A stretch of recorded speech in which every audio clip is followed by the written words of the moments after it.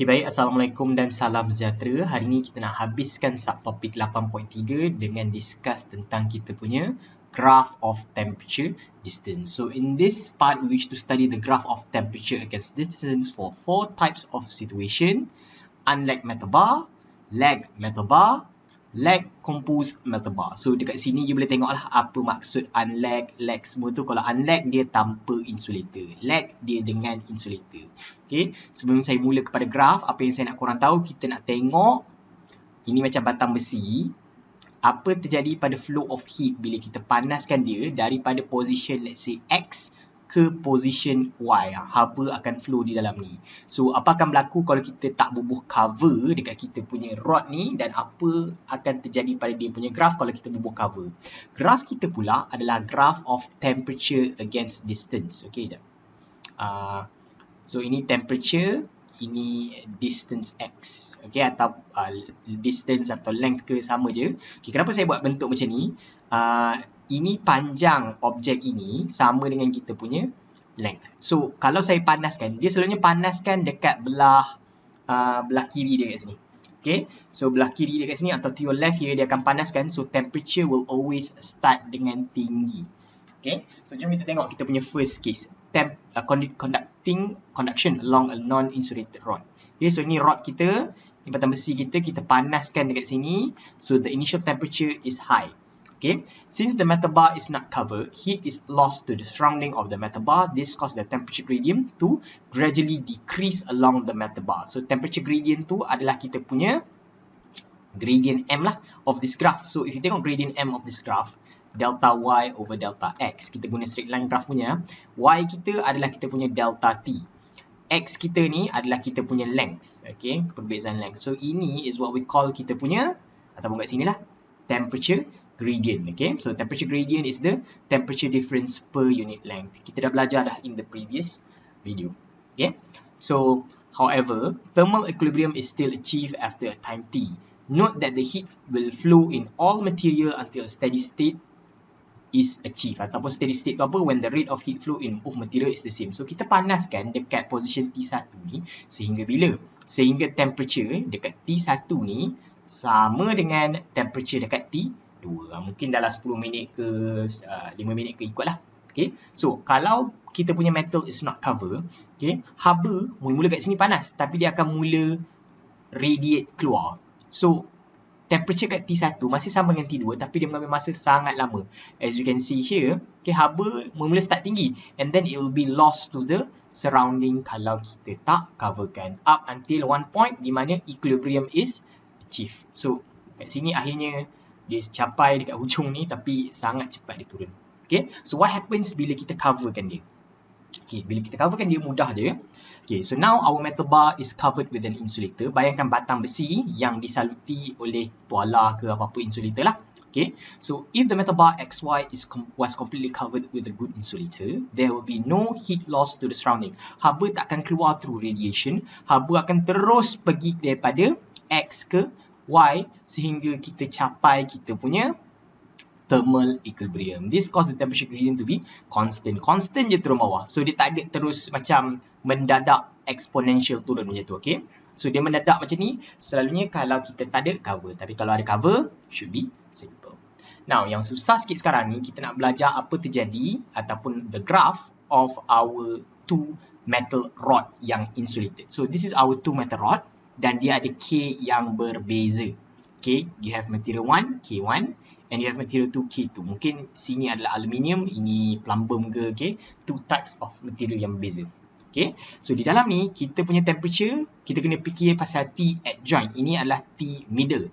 So untuk material pertama, dia punya initial dekat T1, okay, dia punya final dekat T adjoint. Untuk material 2, dia punya final dekat T2, dia punya initial dekat T adjoint. Okay, so again, when heat flows, heat tak akan pergi kepada surrounding. So kita akan dapat constant je straight ke bawah ni. Tapi if you tengok sini kan, dekat sini dia turun mendadak. Mengapa? Ni yang you kena hati-hati kalau dia minta sketch ke apa-apa, you kena tahu nak lukis. Okay, so bila kita apply heat kat sini and then temperature flows from T1 sampai T2 up until steady state. So when steady state has been achieved, the rate of heat flow through both material is the same. So Q over T of material 1 is equal to Q over T of material 2. Apa yang kita nak tengok sini, sebab dia diberikan K yang berbeza, kita nak tengok antara K dengan delta T over L. So, ini kita punya temperature gradient. Okay, temperature gradient.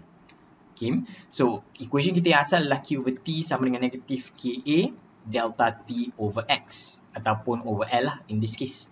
Okay, so bayangkan saya bawa K ni, saya bawa ini ke bawah dan semua ni ke bawah lah. So, dia akan jadi Q over T over A per delta T over L.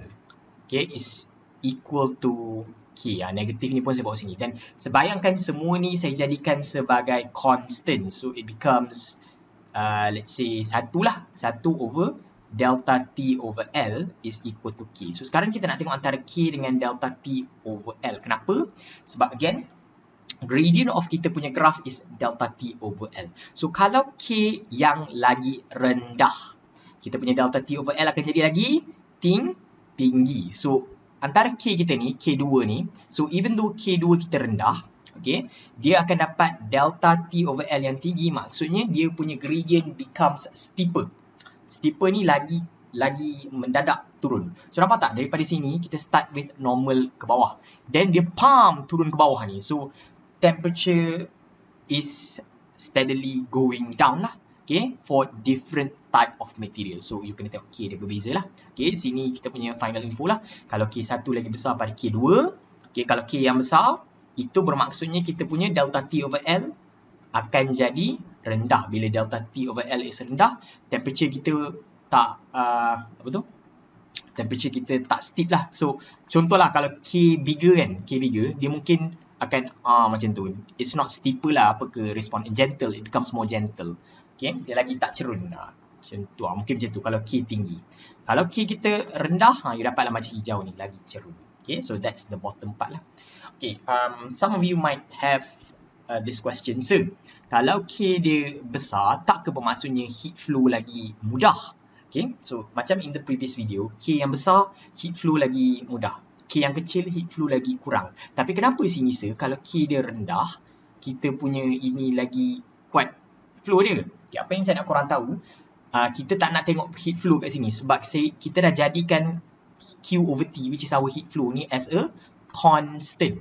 Okay, constant. So, heat flow is constant, tak kisah tentang jenis material for this case. Okay, kita just nak tengok relationship antara K dengan delta T over L. Dan akhir sekali, kita habis dah. Okay, apa tu jadi kalau non-insulated? Ni paling mudah. Okay, kita tahu kalau dia adalah non-insulated, heat will be lost to the surrounding through radiation. So, daripada satu material ke material lain, satu sini and then satu sini. Dalam ni tak kisah KU macam mana, K lagi tinggi ke lagi kurang, dia akan sama je loss to the surrounding. So, heat loss to surrounding, temperature decrease non-uniform with the graph, you dapat curve line. Values of K are different, thus the curve are different for both rod. Okay, so differentnya macam mana? Tak adalah different pun, it's still a curve. Okay, so tak perlu nak risau tentang lagi steep ke lagi tak. Okay, just draw the curve. Okay, so just two different curve because kita ada two different K yang berbeza. Okay, so itu je kot untuk kita punya graph. So in the next video we'll see example and then kita habiskan topik 8. Okay, bye.